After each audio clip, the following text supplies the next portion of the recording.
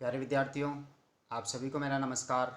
मैं डॉक्टर नेमीचंद कुमावत, सहायक आचार्य हिंदी विषय, राजकीय महाविद्यालय की आपकी इस बीए प्रथम वर्ष विषय हिंदी साहित्य के द्वितीय प्रश्न पत्र हिंदी भाषा एवं साहित्य के इतिहास के आज की इस ऑनलाइन कक्षा में मैं आप सभी का हार्दिक अभिनंदन और स्वागत करता हूं।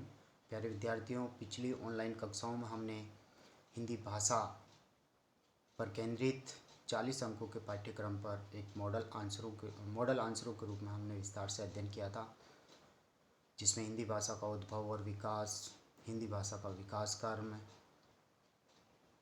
प्राचीन आर्य भाषाएं, मध्यकालीन आर्य भाषाएं, आधुनिक आर्य भाषाएं, हिंदी की 5 उपभाषाएं, हिंदी की प्रमुख बोलियां, इन सभी पर हमने विस्तार से अध्ययन किया है। साथ ही अवधी भाषा, ब्रज भाषा और राजस्थानी भाषा की प्रमुख बोलियां और इनकी भाषा वैज्ञानिक विशेषताओं पर हमने इस पाठ्यक्रम को पूर्ण किया है। ये 40 अंकों का पाठ्यक्रम, जिसे हमने एक मॉडल आंसर के रूप में पढ़ा। साथ ही जो हिंदी साहित्य का जो संक्षिप्त इतिहास है, वो पिछला 60 अंकों का पाठ्यक्रम है ये, और जिसमें आदिकाल से संबंधित, आदिकाल, भक्तिकाल और रीतिकाल से संबंधित पाठ्य वस्तु को हमने विस्तार से मॉडल आंसर के रूप में हमने पढ़ लिया है। और हाल ही की जो ऑनलाइन कक्षाएं हुई थी, जिसमें हमने आधुनिक काल को आरंभ किया है, और आधुनिक काल के जो 2 चरण हम पढ़ चुके हैं। द्विवेदी युग, भारतेंदु युगीन कवि और प्रवृत्तियाँ, द्विवेदी युगीन कवि और प्रवृत्तियाँ, और तीसरा चरण हमने हाल ही की पिछली ऑनलाइन कक्षा से आरंभ किया है, छायावाद का अर्थ और परिभाषा और उसकी विषय वस्तु पर हमने चर्चा की थी। उसी क्रम को जारी रखते हुए आज हम छायावाद की जो प्रमुख विशेषताएं हैं, जिसे 3 भागों में विभक्त किया जाता है। एक तो विषय वस्तु वर्णन से संबंधित, दूसरी विचारगत प्रवृत्तियाँ, और तीसरी शैलीगत प्रवृत्तियाँ। तो आइए हम आरंभ करते हैं आज की इस ऑनलाइन कक्षा को। विषयगत प्रमुख जो प्रवृत्तियाँ हैं, उसमें पहली प्रवृत्ति है व्यक्तिवाद की प्रधानता। छायावादी कवियों ने अपने वैयक्तिक जीवन को काव्य वस्तु बनाया, जिसमें व्यक्तिगत जीवन से जुड़ी हुई सुख दुख, करुणा, प्रेम, हताशा, निराशा, वेदना आदि अनुभूतियों का इन कवियों ने खुलकर चित्रण किया है। द्विवेदी युगीन कविता से मानव मन ऊब गया था, ऊब करके कसमसाता रहा। छायावाद में उस मानव मन को पहली बार बाहर आकर के खुलकर रोने का अवसर प्राप्त हुआ। जैसे उदाहरण रूप में, कैसा था अतीत वह, कैसा था अतीत वह, अब बीत रहा कैसा काल, मैं न कभी कुछ कहता, बस तुम्हें देखता रहता।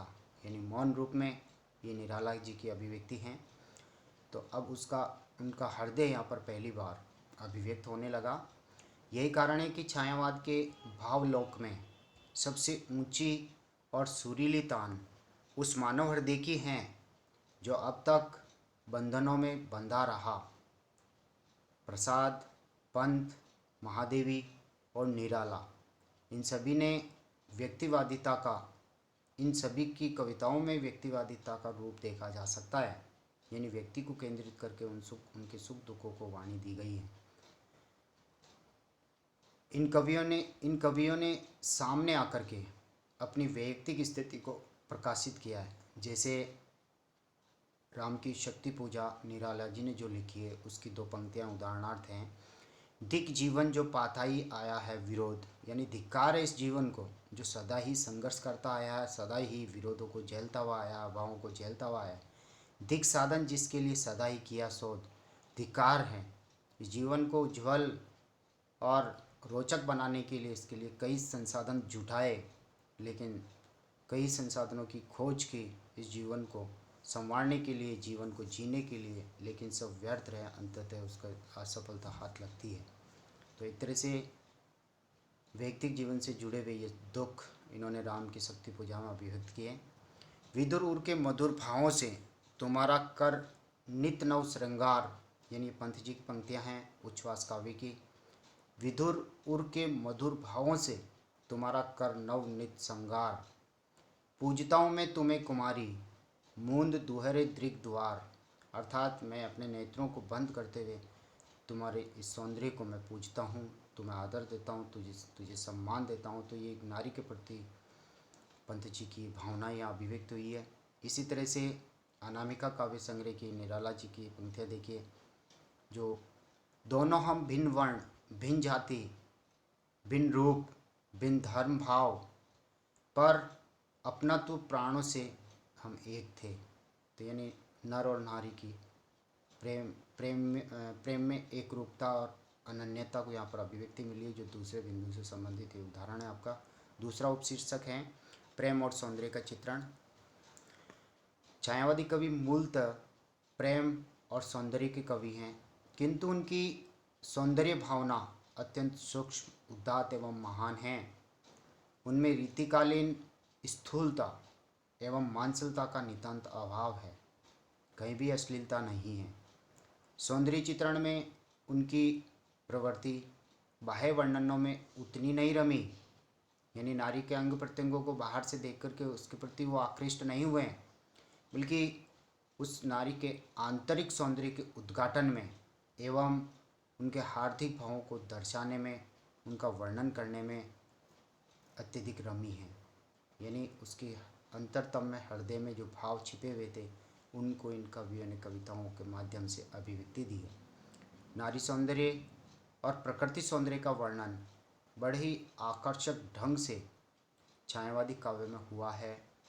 जयशंकर प्रसाद, सुमित्रानंदन पंत, सूर्यकांत त्रिपाठी निराला, महादेव वर्मा के काव्य में जो छायावाद के चार आधार स्तंभ हैं, इनके काव्य में सौंदर्य के सूक्ष्म से सूक्ष्म और मार्मिक से मार्मिक चित्र हमें देखने को मिलते हैं।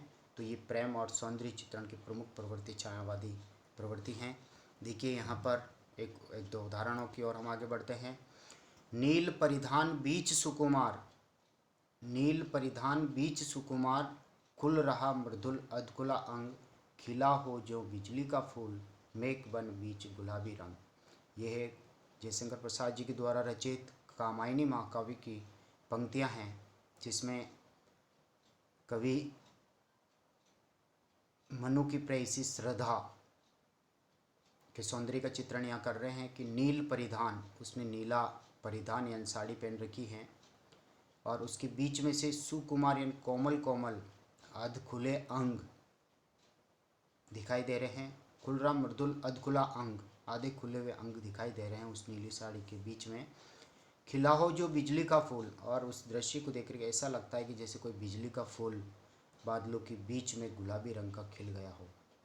इसी तरह से बीती विभावरी जागरी, अंबर पनघट में डूबो रही, तारागट उषा नागरी। प्रातःकालीन दृश्य का चित्रण है, रात्रि बीत चुकी हैं और आकाश रूपी इस पनघट में तारा रूपी गढ़ों को लेकर के उषा रूपी नागरी डूबो रही है।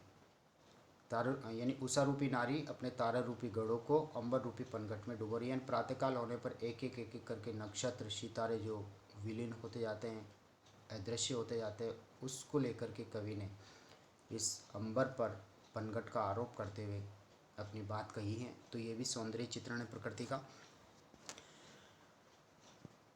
तीसरी जो प्रमुख प्रवृत्ति उभर कर आती है वह श्रृंगार निरूपण। श्रृंगार का सांगोपांग चित्रण भी हमें छायावाद में देखने को मिलता है। द्विवेदी युगीन कविता में श्रृंगार निरूपण बहुत कम और मर्यादित रूप में ही हुआ है, क्योंकि भारतेंदु युग में श्रृंगार वर्णन हुआ है राधा और कृष्ण को लेकर के, और द्विवेदी युगीन कविता में श्रृंगार एक तरह से उपेक्षित रहा है, क्योंकि वो सांस्कृतिक गरिमामय मूल्यों की स्थापना करने के लिए काव्य लिखा गया था। इतिवर्तात्मकता उसमें थी, ऐतिहासिक प्रसंगों को लेकर के उन्होंने काव्य लिखा द्विवेदी युगीन कवियों ने, और उपदेशात्मकता उनमें मौजूद थी। और यहाँ छायावाद में आकर के कविता में पुनः श्रृंगार की प्रतिष्ठा हुई। इन कवियों ने श्रृंगार के संयोग एवं वियोग दोनों पक्षों के आकर्षक चित्र अंकित किए हैं। निराला जी की जूही की कली का एक उदाहरण यहाँ प्रस्तुत है। प्रतीकों से प्रेम व्यापारों का इसमें निरूपण है। निर्दय उस नायक ने निपट निठुराई की, यानी दयारहित उस नायक ने अपनी निष्ठुरता यहाँ दिखाई है। झोंकों की झाड़ियों से, यानी झोंकों की झाड़ियों से सुंदर सुकुमार दह सारी झकझोर डाली, यानी उस नायिका के अंग प्रत्यंगों का उन्होंने अपनी दृष्टि रूपी झोंकों से ही सारा अवलोकन कर डाला। तो ये नायक ने एक तरह से अपनी निष्ठुरता यहाँ दिखाई है, निर्दयता यहाँ दिखाई है। ये निराला जी की पंक्तियाँ हैं। सुमित्रानंदन पंत जी ने भी वियोग व्यथा का मार्मिक वर्णन अपनी कविता में किया है। इनके अनुसार कविता का जन्म ही वियोग व्यथा से हुआ है। प्रेमी की आहों से कविता का जन्म हुआ, या आहें ही कविता का रूप धारण कर लेती होगी। जैसे वियोगी होगा, यानी कोई विरला ही होगा पहला कवि, वियोगी होगा पहला कवि, आह से उपजा होगा गान, निकल कर आँखों से चुपचाप बही होगी कविता अनजान। यानी वेदना से कविता का जन्म पंत जी मानते हैं। वियोग श्रृंगार के अति भव्य चित्रण जयशंकर प्रसाद जी के द्वारा रचित आंसू काव्य में हमें उपलब्ध होते हैं। आंसू काव्य की कुछ पंक्तियों को याद देखिए। रो रो कर सिसक सिसक कर कहता मैं करुण कहानी, तुम सुमन नोचते जाते, तुम सुमन नोचते सुनते करते जानी अनजानी। यानी कहने का तात्पर्य मानव जो है रो रो करके सिसक सिसक करके अपनी वेदना की करुण कहानी को कहता है, और दूसरी तरफ जो नायक हैं वो उसके हृदय की कोमल भावनाओं को नोचता जाता है और सुन करके अनसुना करता जाता है। दूसरी ओर महादेव वर्मा के काव्य में तो विरह एवं वेदना की ही अधिकता है। उन्होंने अपने अज्ञात प्रीतम के विरह में और वेदना में काव्य लिखा है।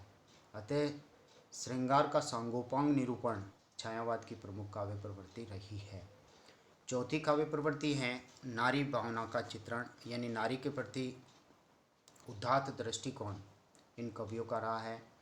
छायावादी कवियों ने नारी के प्रति उदात्त दृष्टिकोण अपनाकर समाज में उसके सम्माननीय स्थान को प्रतिष्ठित किया।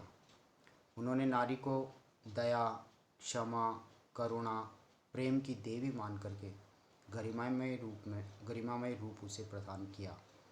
जैसे नारी तुम केवल श्रद्धा हो, आस्था हो, विश्वास रजत नग पगतल में, यानी विश्वास रूपी इस चांदी के पर्वत पर, पग पैरों में, तल में, यानी कहने का तात्पर्य सर्वत्र तुम केवल एक श्रद्धा हो और विश्वास और आस्था की मूर्ति हो। पीयूष स्रोत से बहा करो, यानी अमृत के झरने की भांति तुम बहा करो जीवन के सुंदर समतल में। जयशंकर प्रसाद जी की पंक्तियाँ हैं कामायनी महाकाव्य से। प्रसाद जी के हृदय में नारी का बहुत ऊंचा स्थान था। पंत जी ने देवी, माँ, सहचरी और उसे प्राण कहकर के नारी के प्रति अपने आदर का परिचय दिया है। जैसे वे कहते हैं कि तुम देवी, आह कितनी उद्धार, वह मातृभूमि है निर्विकार, हे सर्वमंगल तुम महती, सबका दुख अपने पर सहती। यानी नारी का उदार और गरिमामय रूप यहाँ पर चित्रित किया है। उसे एक ममत्व भरी माँ के रूप में चित्रित किया है। वह सबका सदा मंगल चाहती है, सबके दुखों को अपने ऊपर ले लेती है। तो निराला ने भी नारी को निराश पुरुष के हृदय में आशा का संचार करने वाली एक प्रेरक और प्रेरणा देने वाली शक्ति के रूप में भी प्रतिष्ठित किया है। तो प्यारे विद्यार्थियों, आज की इस ऑनलाइन कक्षा में हमने छायावाद की आरंभिक 4 काव्य प्रवृत्तियों पर विस्तार से चर्चा की है। अगली जो काव्य प्रवृत्ति हैं 5वीं रहस्यवादी भावना से, आगामी प्रवृत्तियों को हम अगली ऑनलाइन कक्षा में पढ़ेंगे। आज की इस ऑनलाइन कक्षा को हम यहीं समाप्त करते हैं। आप सभी से आग्रह है कि कॉलेज के इस यूट्यूब चैनल को आप सब्सक्राइब जरूर करें, साथ ही इन वीडियोज को आप लाइक करें।